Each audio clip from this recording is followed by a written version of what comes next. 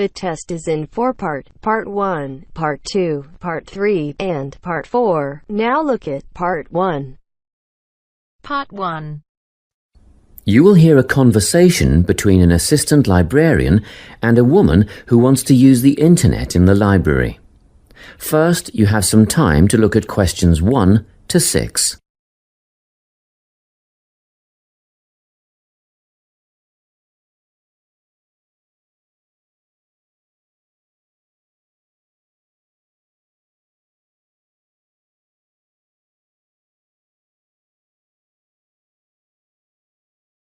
Now we shall begin.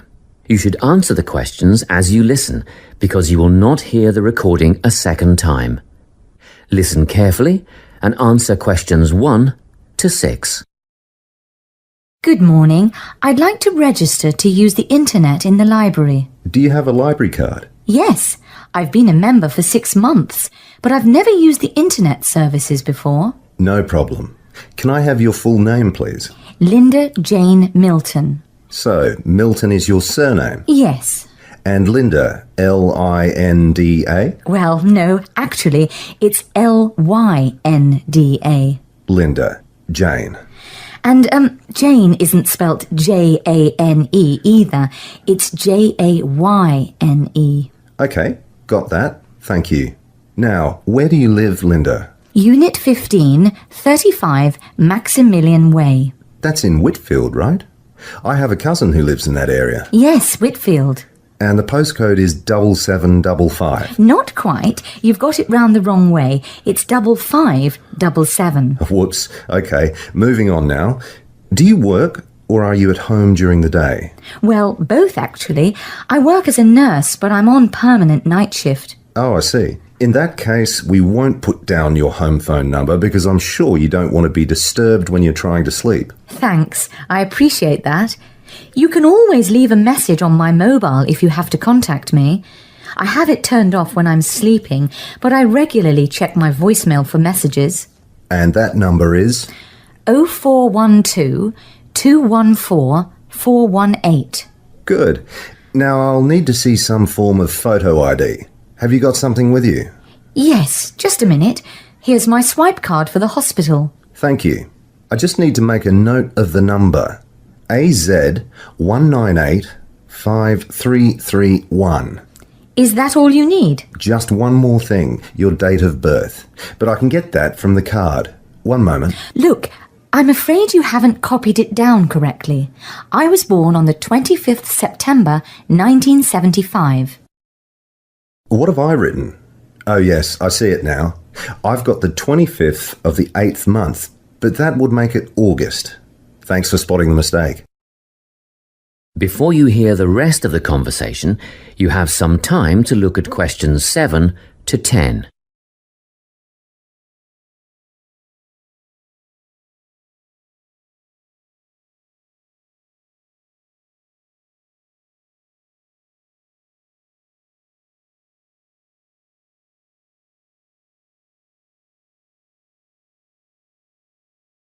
Now, listen and answer questions 7 to 10. Well, that's the application form done. Now, I wonder if you'd mind taking part in a survey we're doing. That's fine. What do you want to know? Basically, we're trying to find out why people access the internet. I mean, what would you be using it for? Social networking, I suppose. I don't really think so. I haven't got the time for something like that. But I do want to keep in touch with friends and family, both here and abroad. So I'd mostly be making use of my email account. I see. A lot of students come in here to do research. Is that something that you might be doing? I think the internet is a great tool for research, but it's not something that interests me at the moment. What about checking out a new job? A lot of my friends use the internet for job hunting, and they say it's the best way to look for a new position. I'm quite settled where I am, though. You can get access to the other classifieds, can't you? Trade and exchange, that kind of thing? Yes, and I'm told it's a very popular way of buying and selling these days. Well, I'll definitely be using it for that. Thanks a lot. Now, do you have any questions? Is there a charge for the service? It used to be free, but we've decided to set a one-off payment of $15 for the initial registration. Oh, that's not bad at all. One more thing. Is there a time limit for each session, like half an hour or something? Oh, it's better than that. One 60-minute session per day. Quite generous, really, but we're very strict about it. I'd rarely spend more than 45 minutes on the internet at any one time, so that'll be more than enough. Thank you. That is the end of part 1. You now have half a minute to check your answers.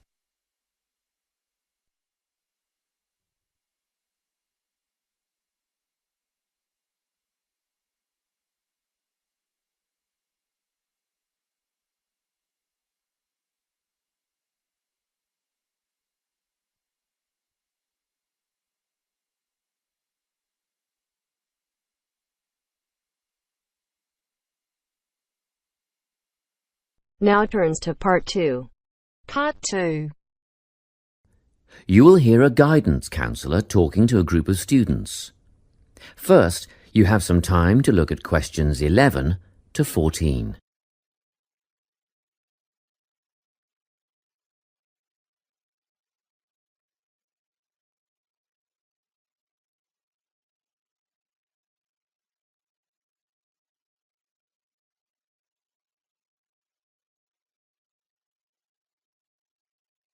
Listen carefully and answer questions 11 to 14.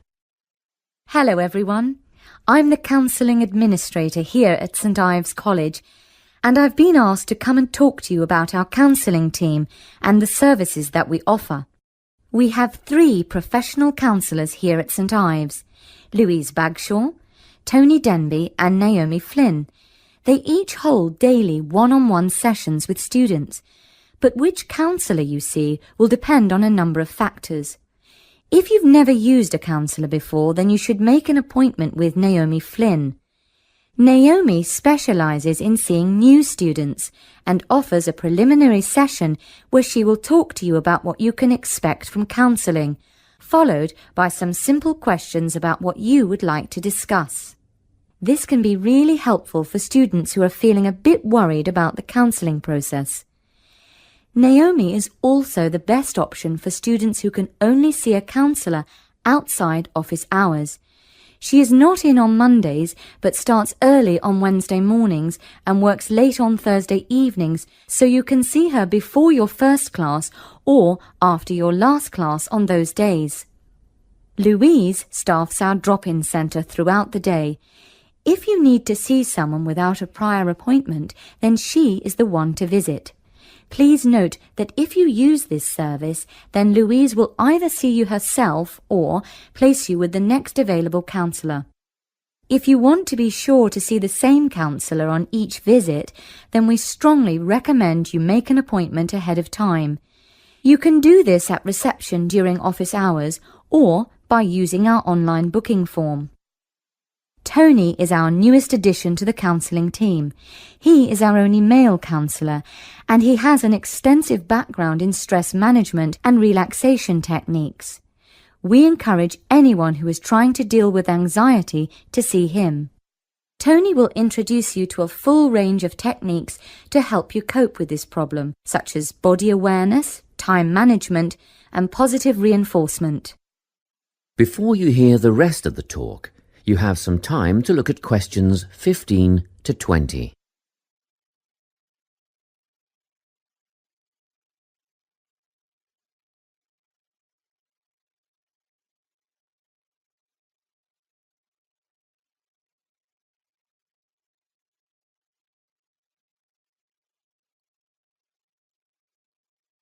Now listen and answer questions 15 to 20. Each semester, the counselling team runs a number of small group workshops. These last for 2 hours and are free to all enrolled students. Our first workshop is called Adjusting. We've found that tertiary education can come as a big shock for some people. After the structured learning environment of school, it is easy to feel lost. In this workshop, we will introduce you to what is necessary for academic success. As you might expect, we're targeting first-year students with this offering. Getting organised follows on from the first workshop. Here, we're going to help you break the habit of putting things off, get the most out of your time, and discover the right balance between academic and recreational activities. With Getting Organised, we're catering to a broader crowd, which includes all undergraduates and postgraduates. Next up is a workshop called Communicating. The way people interact here may be quite different to what you're used to, especially if you've come from abroad. We'll cover an area that many foreign students struggle with: how to talk with teachers and other staff. We'll cover all aspects of multicultural communication. International students tend to get a lot out of this class, so we particularly encourage you to come along. But I must say that sometimes students from a local background find it helpful too, so everyone is welcome. The anxiety workshop is held later on in the year and deals with something you will all be familiar with: the nerves and anxiety that come when exams are approaching. Many students go through their entire academic careers suffering like this, but you don't have to. Come to this workshop and we'll teach you all about relaxation and how to breathe properly, as well as meditation and other strategies to remain calm. We've tailored this workshop to anyone who is going to sit exams. Finally, we have the motivation workshop. The big topic here is how to stay on target and motivated during long-term research projects. This workshop is strictly for research students, as less advanced students already have several workshops catering to their needs. Well, that's it. Thanks for your time. If you have any questions or want more information about our services, do come and see us at the counselling service.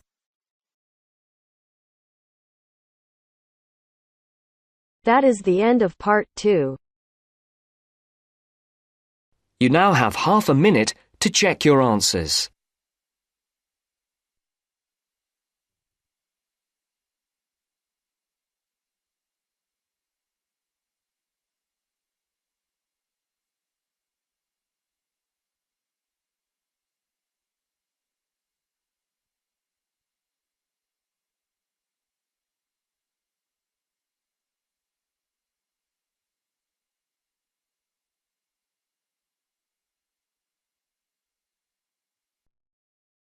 Now turns to part 3.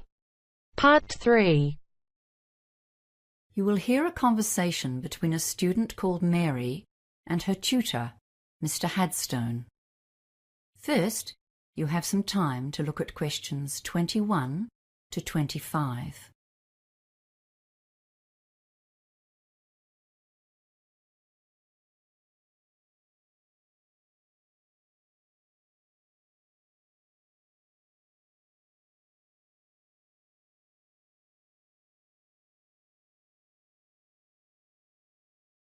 Now listen carefully and answer questions 21 to 25. Hello, Mr. Headstone. Is this the right time for our meeting? Yes, it is. Thanks for coming in at such a late hour, Mary. I know you've had a busy day studying and will be keen to get home. And thanks for volunteering to run this project. It's going to help you develop and practice skills needed by teachers today. Field trips are getting more and more a part of school life. So as a student of education, it'll be wonderful training for you. It's really a great opportunity. We did loads of field trips at school, so I've got a good idea of what sort of things we could do. I expect so. But we're here to go through the basics of planning one, and the trip leader carries a load of responsibility. Right now, you're focusing on activities, but your main job is to consider the dangers and come up with ways of countering or avoiding them. There are lots of government regulations you won't have been aware of on your school trips, but they're just a guideline for your own planning. Some of those school trips you went on would have been pretty adventurous, right? Yeah. Okay, and your plan needs to be tailored to the kind of trip you're doing. On a well-planned and successfully led adventure trip, we don't often hear of problems, even though sometimes there's bad weather, for example, that a school party has managed to combat. That's because the leader created a well-thought-out hazard management plan. Ah, I thought I'd just be taking my mates out on a trek. Now it's all paperwork. Yes, well, that's why I called you in. We'll work on this together over the next few days. I just wanted to give you a heads up on what you'll need to think about. There are some aspects that every trip needs to consider.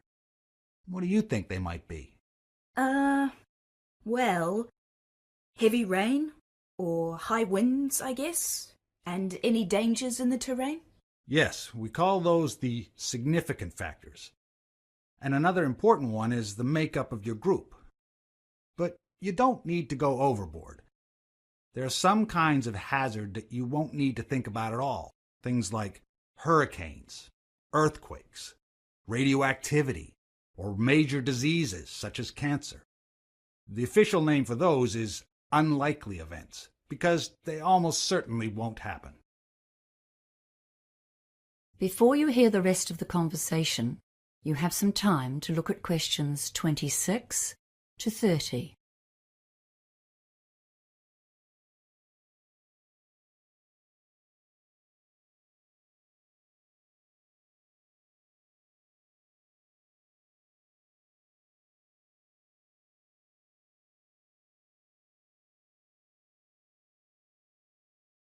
Now listen and answer questions 26 to 30.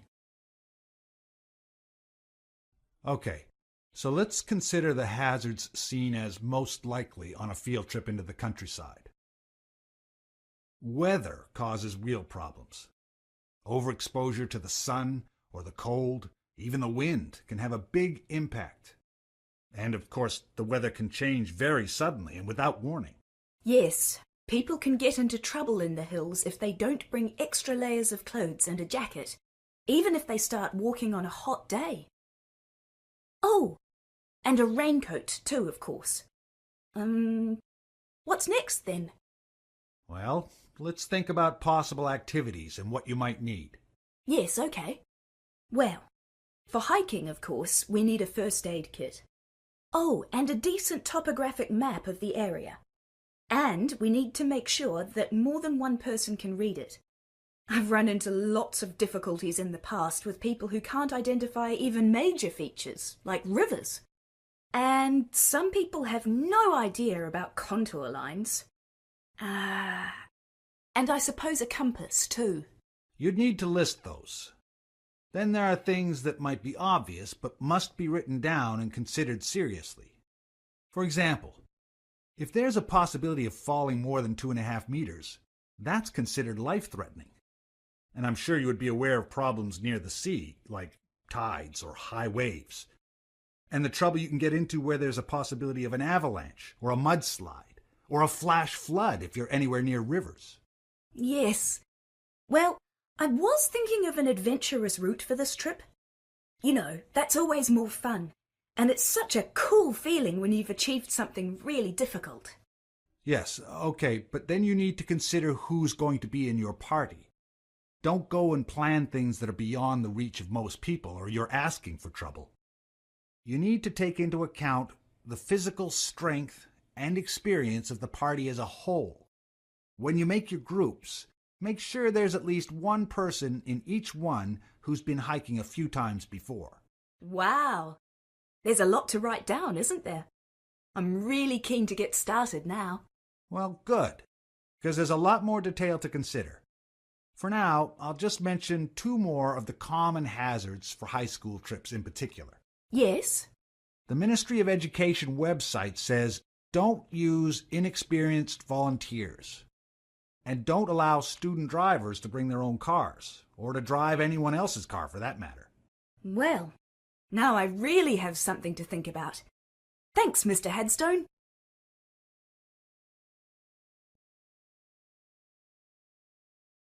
That is the end of part 3.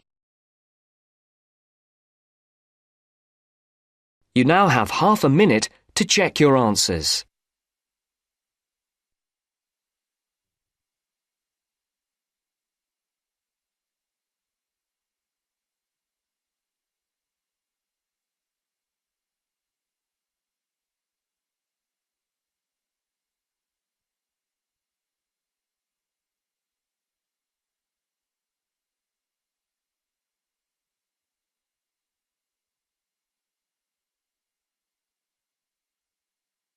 Now turns to Part 4.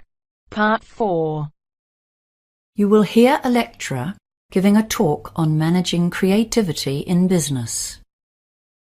First, you have some time to look at questions 31 to 40.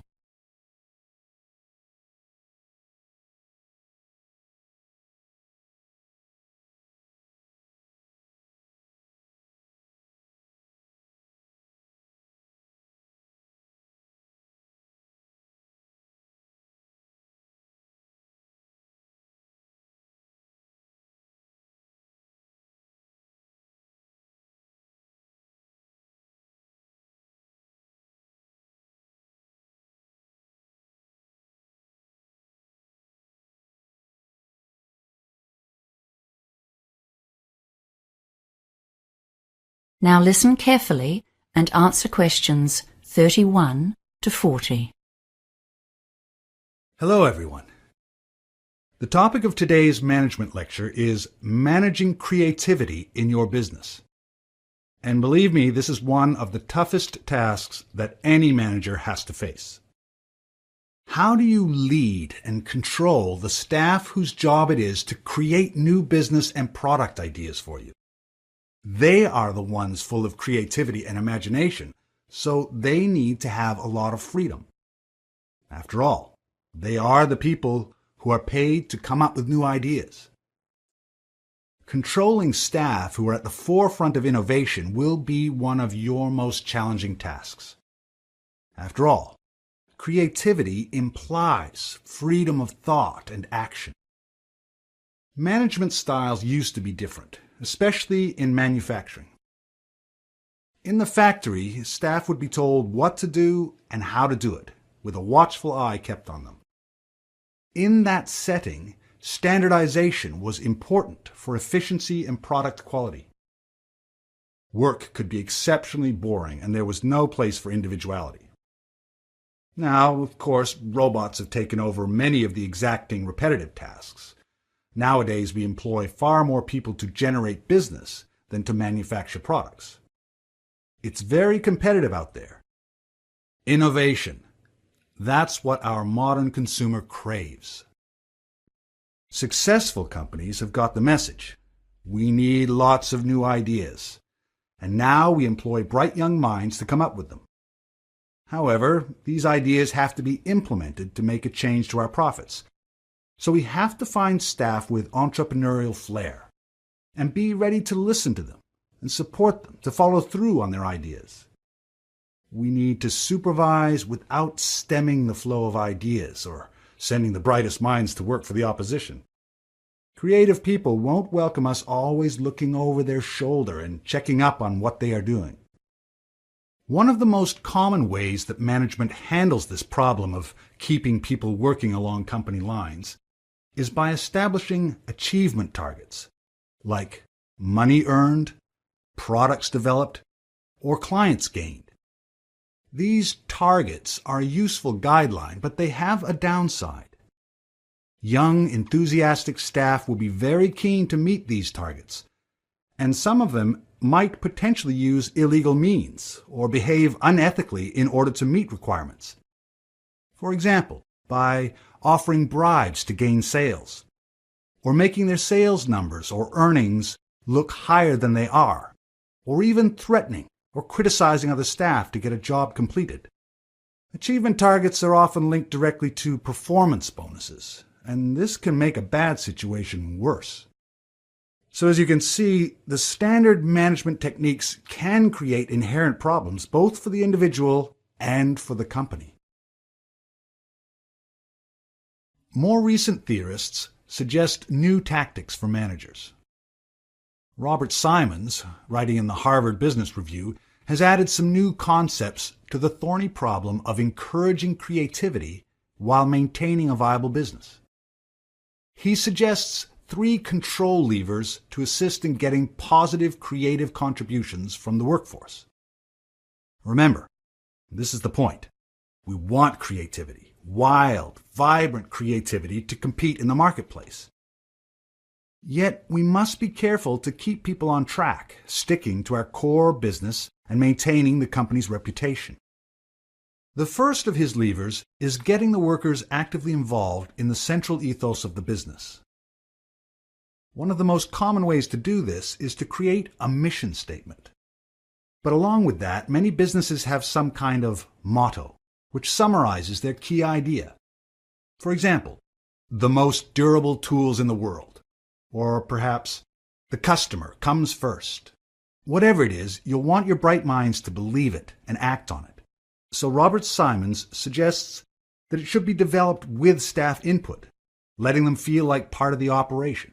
After all, their jobs depend on it. A second lever was once described by Charles Christensen, professor at Harvard Business School, as the power of negative thinking. You can't continually instruct your creative minds in what they should do. They are meant to be inventing, leading, not following, and telling them what to do is counterproductive. But you can tell them what not to do, which potential products are not related to the company's objectives, or which strategies or behaviors are unacceptable.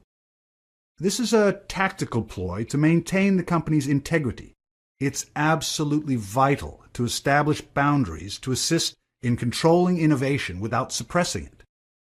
The third lever is basically sitting down with your crew to share ideas about the business.